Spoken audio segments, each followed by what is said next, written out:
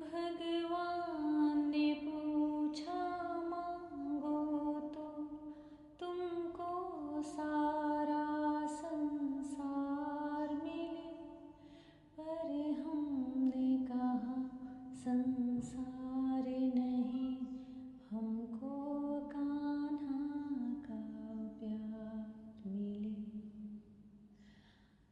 जय श्री कृष्णा मेरी soul family.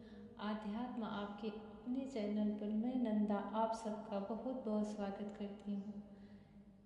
Shrimad Bhagavat Mahapuran का एक ही लक्ष्य है, भगवान श्री कृष्ण की प्राप्ति, उनके प्रेम की प्राप्ति, उनकी भक्ति की प्राप्ति। जो उसे पा गया, उसके आलिंगन में आ गया, उनसे बंध गया, वह इस सृष्टि का सबसे सौभाग्यशाली जीव है। भगवान श्री कृष्ण की उस पर बड़ी ही करुणा, बड़ा ही प्रेम है, जो कि वह उनके बंधन में बंध चुका है। श्रीमद् भागवत महापुराण भगवान कृष्ण को ही प्राप्त कराने का सबसे सुगम और सरल साधन है। किसी भी विधि से, किसी भी प्रकार से, किसी भी उपाय से बस उनसे जुड़ जाइए। हमारे बड़े पुण्य जगते हैं, कई जन्मों के प्रारब्ध के पुण्य का उदय होता है जब श्रीमद् भागवत महापुराण के मंत्रों का, शब्दों का हमारे कानों में उच्चारण होता है, हमारी जिह्वा उसे कहती है, हमारे कान उसे श्रवण करते हैं। आप भी इसे सुन रहे हैं तो आपका भी प्रारब्ध कर्म जो कि पुण्यदायी है, तभी आप इस भागवत को सुन रहे हैं, समझ रहे हैं। भगवान श्री कृष्ण सबके अंदर वह भक्ति दे, वह मार्ग दिखाए जिससे कि हर जीव अपने कर्मों को करता हुआ उन तक पहुंच सके।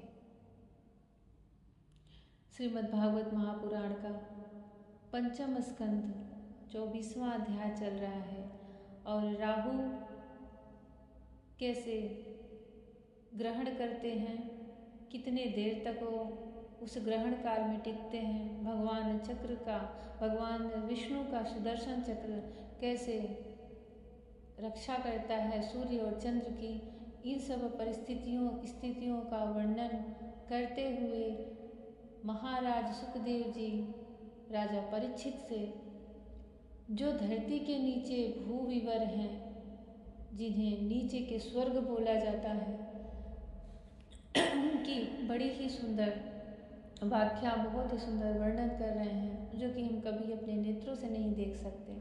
सिर्फ इन पुराण, भागवत और जो भी आध्यात्मिक जो भी पुराण, वेद सब हैं, उन्हीं से हम जान पाते हैं।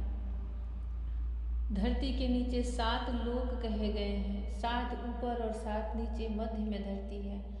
तो ऊपर के तो 7 लोकों का वर्णन हो चुका है, अब नीचे के 7 लोक, जिसमें सबसे पहले अतल आता है। और अतल, उसके नीचे वितल, सुतल, जिसमें कि सुतल लोक वह है जहाँ पे राजा बलि रहते हैं और वामन अवतार में भगवान विष्णु 3 पग के बहाने जब पूरे ब्रह्मांड को नाप लिए थे तो उन्हें बंधक बना लिए थे। उस समय राजा बलि ने अपना तीसरा पग, 2 पग में तो वह आकाश और पूरे धरती को नाप लिए थे, स्वर्ग तक चले गए थे। तीसरे पग में उन्होंने अपना शीश झुका लिया था, अपना मस्तक ही उनके सामने रख दिया था। भगवान उनसे प्रसन्न होकर के उन्हें अखंड ऐश्वर्य से संपन्न सुतल लोक प्रदान किए थे, क्योंकि वह दैत्य थे, तो वह इन दैत्य असुरों का निवास स्थान ही धरती के नीचे माना जाता है। वहाँ पर आज भी भगवान विष्णु उस लोक की रक्षा करते हैं। अभी सबसे पहले अतल लोक का वर्णन चल रहा है।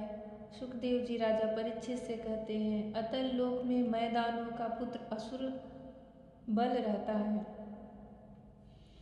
उसने 96 प्रकार की माया रची है। उनमें से कोई कोई आज भी मायावी पुरुषों में पाई जाती है।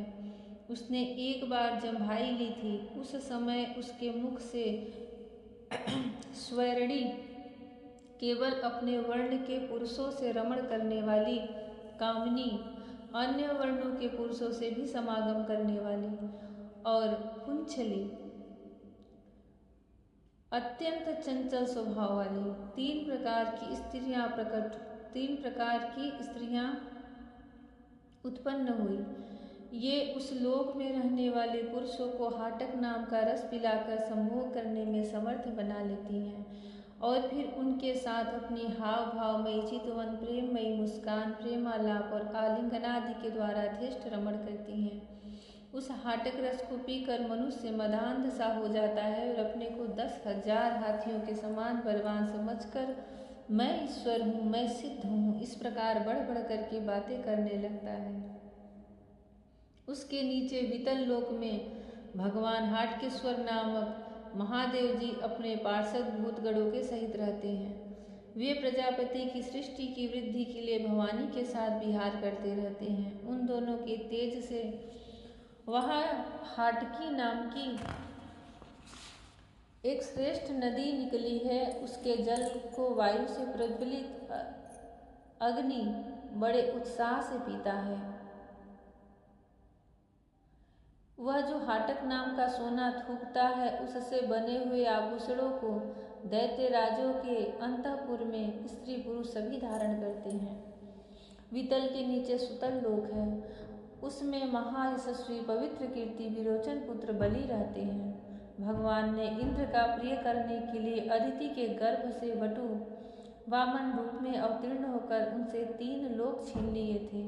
फिर भगवान की कृपा से ही उनका इस लोक में प्रवेश हुआ। यहाँ उन्हें जैसी उत्कृष्ट संपत्ति मिली हुई है, वैसी इंद्रादि के पास भी नहीं है। अतः वे उन्हीं पूज्यतम प्रभु की अपने धर्माचरण द्वारा आराधना करते हुए यहाँ आज भी निर्भयता पूर्वक रहते हैं। राजन, संपूर्ण जीवों के नियंता एवं आत्मस्वरूप परमात्मा भगवान वासुदेव जैसे पूज्यतम पवित्रतम पात्र के आने पर उन्हें परम श्रद्धा और आदर के साथ स्थिर चित्त से दिए हुए भूमिदान का यह कोई मुख्य फल नहीं है कि बलि को सुतल लोक का ऐश्वर्य प्राप्त हो गया। यह ऐश्वर्य तो अनित्य है, किंतु वह भूमिदान तो साक्षात मोक्ष का ही द्वार है। भगवान का तो छींकने, गिरने और फिसलने के समय विवश होकर एक बार नाम लेने से भी मनुष्य सहसा कर्म बंधन को काट देता है, जबकि मुमुक्षु लोग इस कर्म बंधन को योग साधन आदि अन्य अनेकों उपायों का आश्रय लेने पर भी बड़े कष्ट से कहीं काट पाते हैं। अतएव अपने संयमी भक्त और ज्ञानियों को स्वरूप प्रदान करने वाले और समस्त प्राणियों के आत्मा श्री भगवान को आत्मभाव से किए हुए भूमिदान का यह फल नहीं हो सकता। भगवान ने यदि बलि को उसके सर्वस्वदान के बदले अपनी विस्मृति कराने वाला यह मायामय भोग और ऐश्वर्य ही दिया, तो उन्होंने उस पर यह कोई अनुग्रह नहीं किया।